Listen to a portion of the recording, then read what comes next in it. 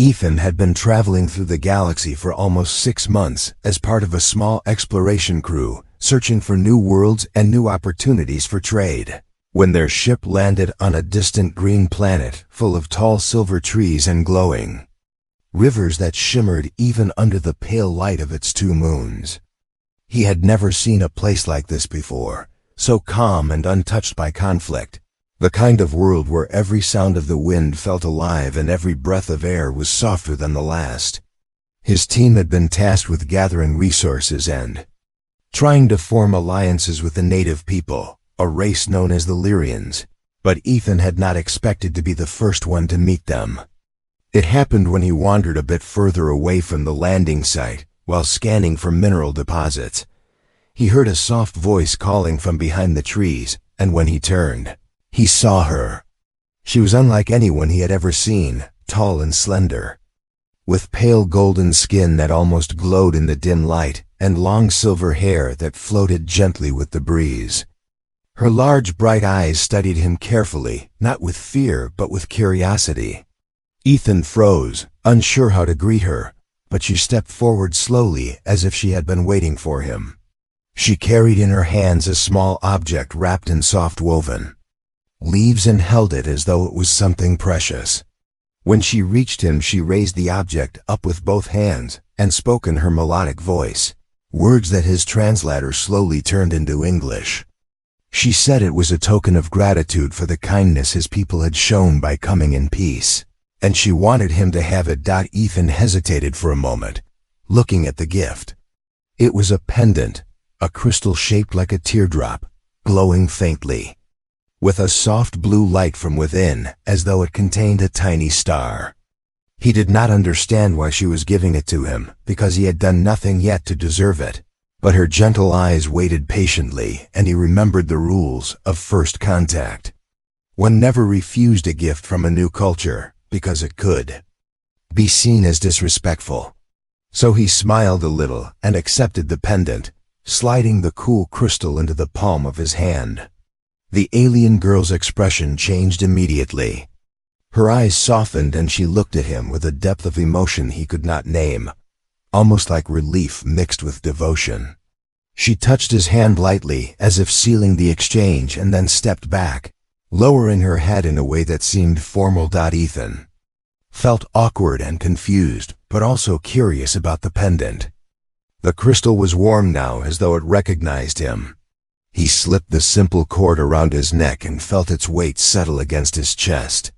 The alien girl's lips curved into a soft smile, and she reached out to touch the pendant one more time, whispering words he did not understand before walking a few steps ahead and motioning for him to follow. Ethan hesitated again, unsure if he should leave the landing site without telling his team, but something in her quiet confidence made him step forward. As he followed her deeper into the forest, he could not shake the strange feeling that the gift was more than just a token. The pendant seemed alive somehow, pulsing faintly with a slow rhythm like a heartbeat. He tried to dismiss the thought, telling himself it was just alien technology he did not yet understand. But when he looked up at the girl leading him through the glowing trees, he noticed she kept glancing back at him with an expression that felt far more personal than gratitude. He wondered why she seemed so sure of him, why she looked at him as though they had known each other forever, and why her people might trust a human so quickly. Ethan had no idea that, by accepting the gift, he had just stepped into a promise far larger than himself. He did not know that the pendant was not only a sacred symbol of connection, but also an unbreakable bond among the Lyrians. He only knew that he felt drawn to her and to this mysterious world, and that whatever awaited him among the silver trees was something he could not yet imagine. Ethan followed Alira through the glowing forest for what felt like hours, though he had lost all sense of time under the strange twin moons of the Lyrian world. And as they walked deeper into the silver trees, he began to notice more and more signs that they were approaching. Some kind of settlement, for faint lights began to appear in the distance, and he could hear soft voices carried on the wind like distant singing. The forest opened up at last to reveal a village unlike anything had ever seen. The houses were grown from living trees shaped carefully into tall spirals with open windows where soft blue lights shone. Bridges of woven vines connected the structures high above the ground, and the Lyrians moved gracefully along them as though they had lived among the trees for generations. When Alira led him into the village, everyone stopped what they were doing and turned to look at him. Ethan felt a rush of nervousness as dozens of curious eyes fixed on him, but there was no hostility in their gaze. In fact, there was something else there, something that made his skin prickle. Some of them lowered their heads as he passed, and others whispered in soft voices, eyes flicking to the glowing crystal pendant on his chest. He had no idea why they reacted this way, and he gave a small, awkward nod to the closest group in the hope it would be enough to show respect. Alira seemed completely at ease as she led him to the largest structure in the center of the village, a wide circular platform with a dome of living branches overhead, and motioned for him to sit on one of the curved wooden seats arranged in a ring. Ethan sat down slowly, still unsure what was happening. He looked around at the many Lyrians who had gathered around the platform, watching silently. Alira stood at his side, her expression calm and steady, and placed a gentle hand on his shoulder before stepping forward to speak in her language. Though Ethan could not understand most of the words, his translator managed to catch fragments, and he realized she was telling them about him and the arrival of his crew. Her voice was full of emotion and reverence, and she gestured toward the pendant he wore several times. He could not tell why the gift was so important to her people, but the way they listened made it clear it carried a meaning he did not yet understand. After she finished, an older Lyrian with deep lines across his golden face approached Ethan and looked at him closely. The elder's gaze was sharp but not unfriendly, and he reached out to touch the pendant gently. Then he spoke in a slow voice, and this time the translator picked up every word.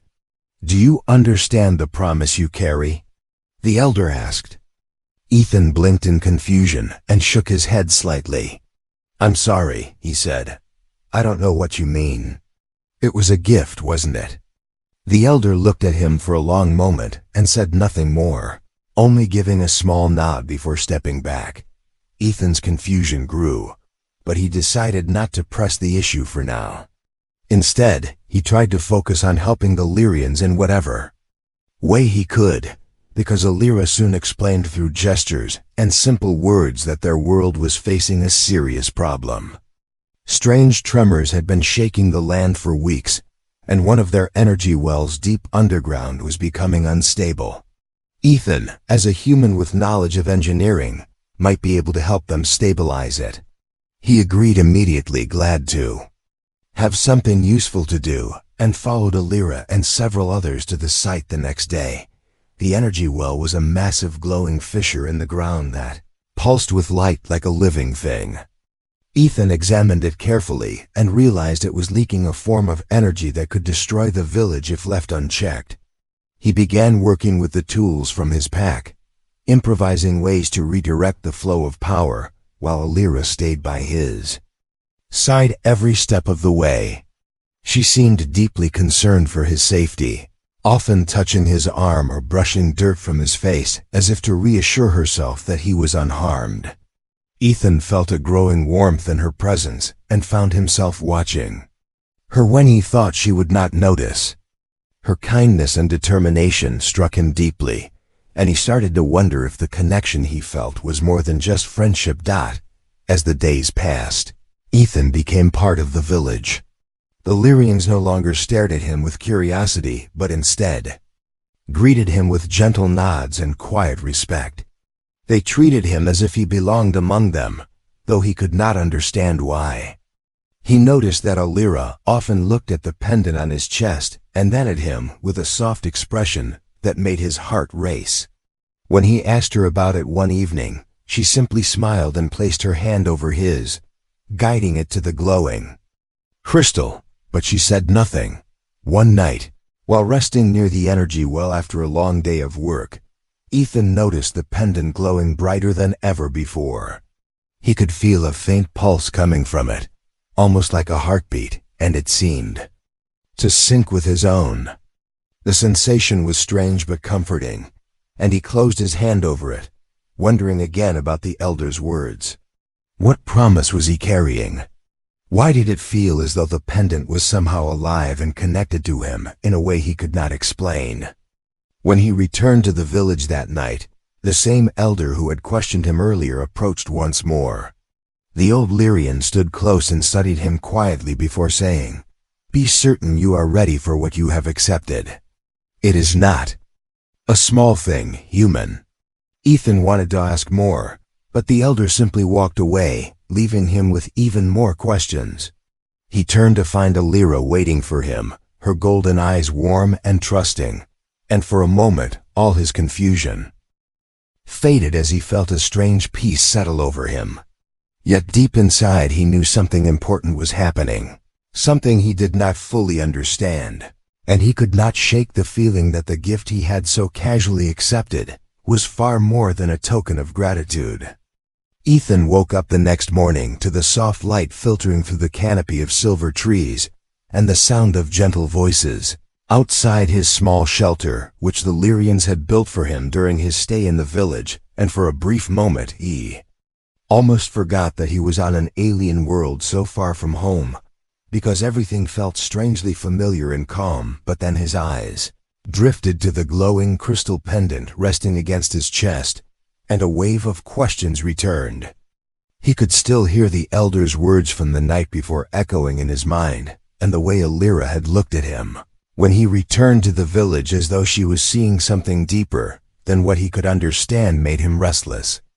He needed answers, and he decided that day he would finally ask the questions he had been avoiding since the moment he accepted the gift.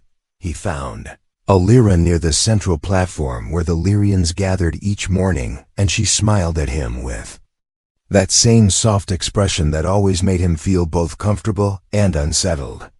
She reached out to touch the pendant lightly, as she often did, and called him her bonded one, using the same phrase she had spoken more than once before, and this time Ethan stopped her gently and asked what those words meant. She hesitated for a long time, her golden eyes searching his face as though trying to measure whether he was truly ready to hear the truth. But before she could answer, the elder who had spoken to him previously stepped forward and motioned for Ethan to follow. The elder led him deep into the forest away from the village, and Alira came with them, though she remained silent, walking just behind Ethan, with her head slightly bowed. After a long walk, they arrived at a sacred clearing where a great stone monument stood covered in glowing runes. The elder placed his hands on the stone and began to speak slowly and carefully so that Ethan would understand. He explained that among the Lyrians, the gift of the pendant was not simply a gesture of friendship or gratitude, but a sacred act of choosing a life partner. When Ethan had accepted the crystal and placed it around his neck, he had unknowingly agreed to a bond that the Lyrians considered unbreakable. The pendant was not only a symbol, but a spiritual link between two souls, a connection so deep that it tied their life forces together. Ethan felt the ground shift under his feet as the weight of the revelation sank in, and his first instinct was disbelief. He tried to explain that he had not known the meaning of the gift, and that in his culture, such a bond would require a clear choice, but the elder shook his head slowly and told him that the bond had already been sealed when Alira offered the crystal, and he had accepted it willingly. Removing it now would not only be seen as a grave insult, but would also break Alira's spirit, for the bond was sacred, and to refuse it after it had been formed would be a pain no Lyrian could endure. Ethan turned to Alira then and saw the truth in her eyes. She had known from the moment he accepted the gift that he was now bound to her, and she had treated him with such care and devotion, because to her they were already one. He felt a rush of emotions: confusion, guilt, fear, but also something else, something warm that he could not deny. Over the past days he had grown close to her, and he could not ignore how deeply he cared about her, but he was overwhelmed by the thought that he had entered into something so important without even understanding it. As he tried to gather his thoughts, the elder placed a hand on his shoulder and spoke again, warning him that the bond was not just symbolic but real. The pendant linked their life forces, which meant that harm to one would affect the other, and the connection would grow stronger over time. Ethan finally understood why Alira had been so protective and why the Lyrians had treated him with such respect. He had become a part of their world in a way he had never expected, and now he faced a choice that would shape not only his future, but Alira's as well. Ethan returned to the village in silence, his mind heavy with the elder's words. That night, he sat alone by the edge of the glowing river, staring at the pendant and wondering what he should do. He thought about his crew waiting on the ship and about the mission they were supposed to complete, but every time he imagined leaving, Alira behind his chest ached with a pain he could not ignore. He was so lost in thought that he did not notice her approach until she sat quietly beside him and placed her hand over his. She did not speak at first, only watched the water shimmer with the light of the moons, and then she told him softly that she understood if he felt trapped, but that she had chosen him with her whole heart. Ethan looked at her and saw no anger or demand in her eyes, only hope and quiet strength, and in that moment he realized how much she meant to him. But before he could speak, a distant sound of alarm rose from the village, and Lyrians came running through the trees, shouting words Ethan could barely understand. Alira leapt to her feet, pulling him with her, and the elder appeared, breathless to explain that a hostile faction from a neighboring world had been spotted approaching the planet. These raiders had attacked the Lyrians before seeking to steal their resources, and they were coming now in greater numbers than ever. Ethan's mind raced as he followed the others back to the village where everyone was preparing to defend their home. He saw fear in their faces but also determination, and when he met Alira's eyes again, he knew that whatever happened next, he could not walk away from her or from these people who had welcomed him. He would have to decide where he truly belonged, and whether he was ready to embrace the bond he had unknowingly accepted, for the enemy was coming, and there would be no time left for hesitation. The village was a storm of movement as the alarm spread through the silver forest, and Ethan found himself swept along by the Lyrians as they rushed to prepare their defenses, though most of them were not warriors by nature. He could see the fear in their golden eyes as they gathered weapons made from carved crystal and hardened wood and climbed to the bridges high in the trees, but there was no panic in their actions, only the quiet determination of a people who had endured hardship before and would endure it again. Ethan's heart pounded as he realized that the raiders could arrive at any moment, and he knew their advanced technology would easily outmatch the Lyrians' simple tools. He followed Alira into the central platform where the elder was issuing instructions to the gathered villagers, and he could feel the weight of their trust pressing on his shoulders. They looked at him as though he were already one of them, and in that moment, Ethan knew he could not leave them to face the threat alone. He stepped forward and told the elder in a steady voice that he would help defend the village and use his knowledge to give them an advantage. The elder gave a grave nod and handed him a small crystal blade, while Alira stood close by, watching him with an expression that was equal parts worry and pride. Ethan's mind raced as he tried to come up with a plan, because he knew brute force would not win against raiders who likely carried plasma weapons and small attack craft. He asked the Lyrians to bring him to the unstable energy they had been working on, because he had an idea that could turn the tide if they could use the energy as a shield or even a deterrent. Alira insisted on going with him, and together they moved quickly through the forest to the glowing fissure. Ethan began working frantically, adjusting the improvised stabilizers he had installed earlier and rerouting the flow of energy through temporary channels. If he could release a surge of energy at the right moment, it might disable the raiders' systems, but it was dangerous, and if he miscalculated, it could destroy the village along with their attackers. As Ethan worked, sweat dripping down his face, he felt the pendant around his neck pulsing strongly, as though sensing the danger. Alira knelt beside him and placed her hand over his, reassuring him without words that she trusted him completely, and in that moment, Ethan realized how much the bond meant to her and how much it had come to mean to him as well. He was no longer just a visitor passing through their world. He belonged to her and to this place, and he would not let anyone take that away. The first sounds of the raiders' ships shattered the night, a low hum that grew louder as the attack craft descended through the clouds. Ethan finished his preparations and hurried back to the village with Alira just as the Lyrians formed a defensive line among the trees. The ships appeared through the mist, dark angular shapes bristling with weapons and spotlights, cutting through the forest canopy. The raiders opened fire immediately, sending blasts of searing energy into the trees, and Ethan shouted for the villagers to hold their ground. He directed them to lure the attackers closer to the central clearing where he could trigger the energy surge at its strongest point.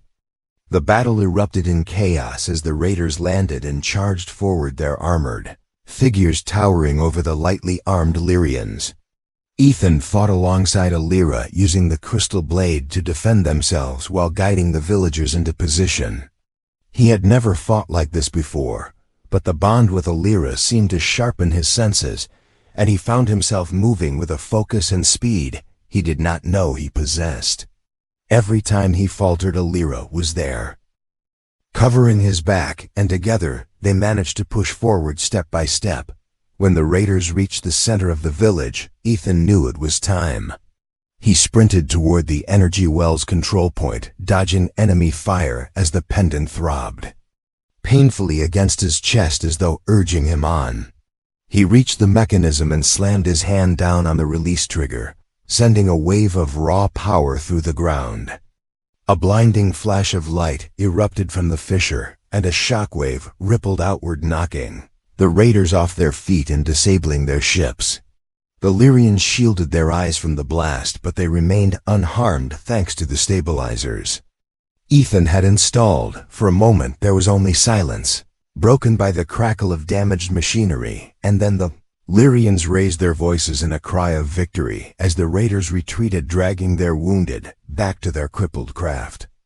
Ethan collapsed to his knees, exhausted but alive, and Alira was instantly at his side, wrapping her arms around him as relief flooded through them both.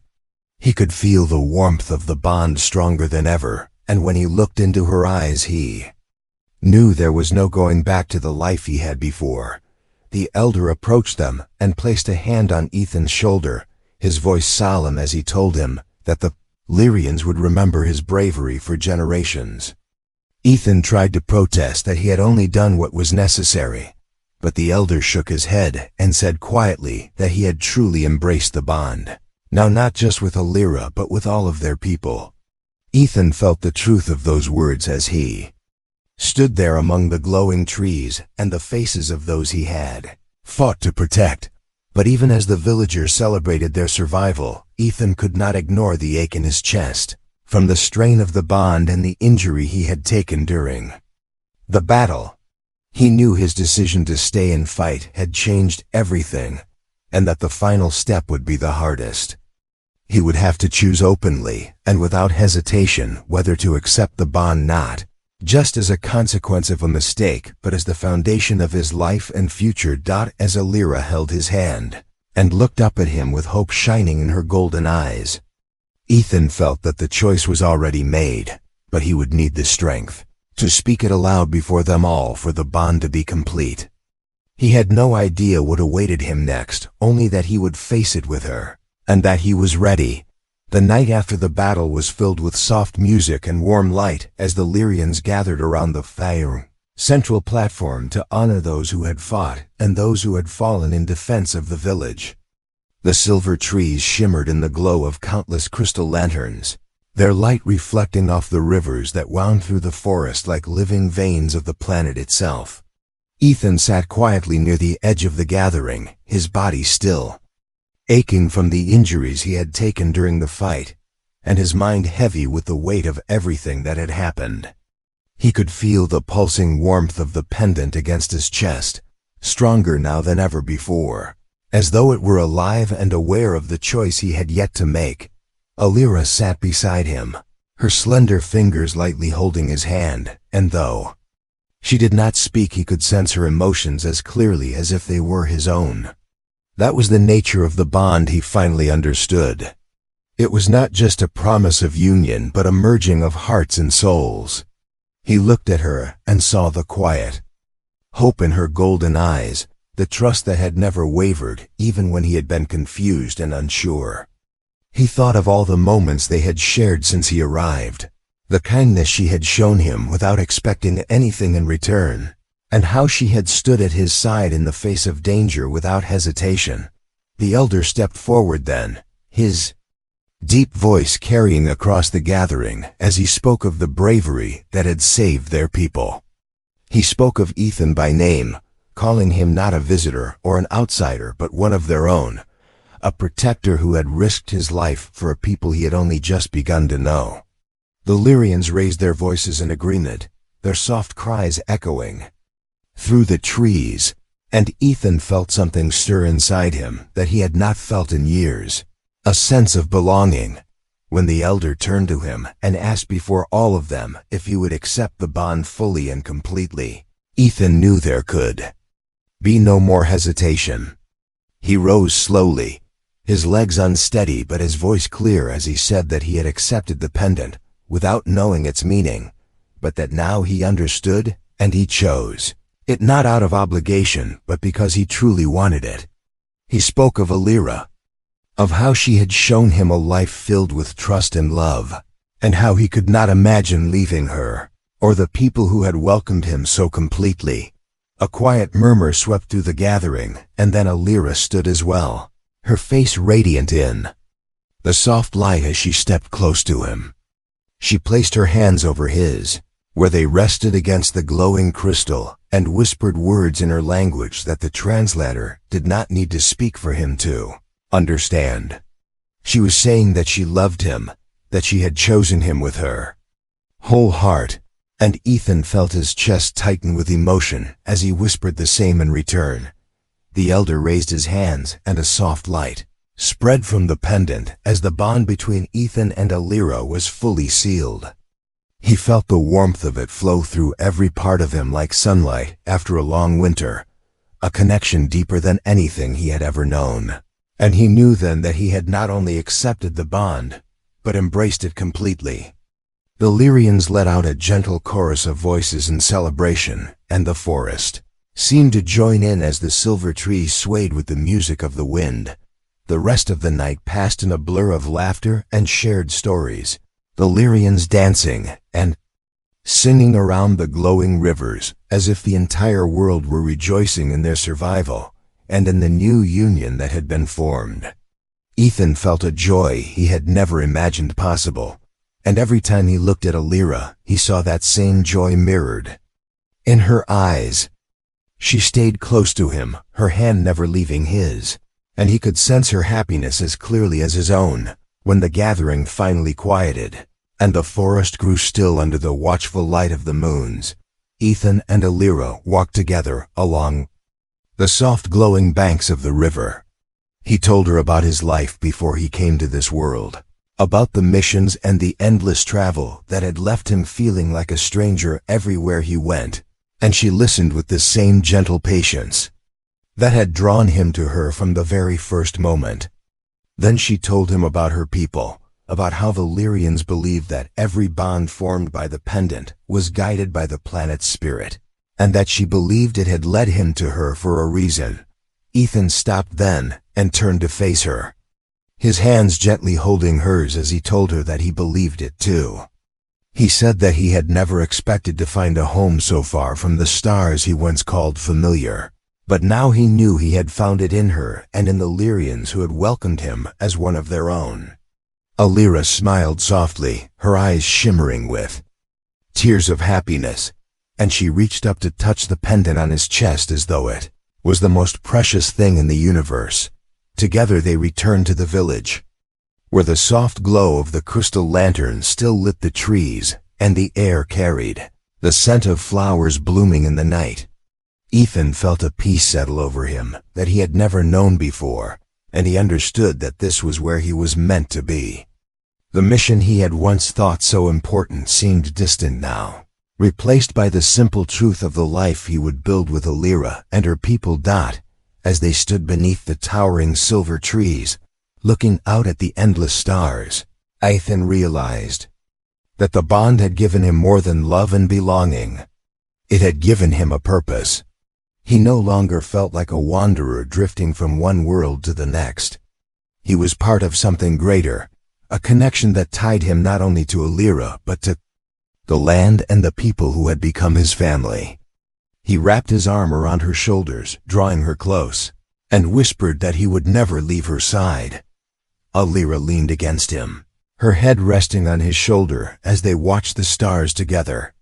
The forest was quiet now, the dangers of the past days fading into memory, and Ethan knew that whatever challenges lay ahead, they would face them together. The glowing pendant at his chest pulsed softly in time with their hearts, a reminder of the bond that would endure for the rest of their lives. And so the story of a man who had once been alone among the stars ended not with loneliness, but with love, the kind that could bridge worlds and turn strangers into soulmates.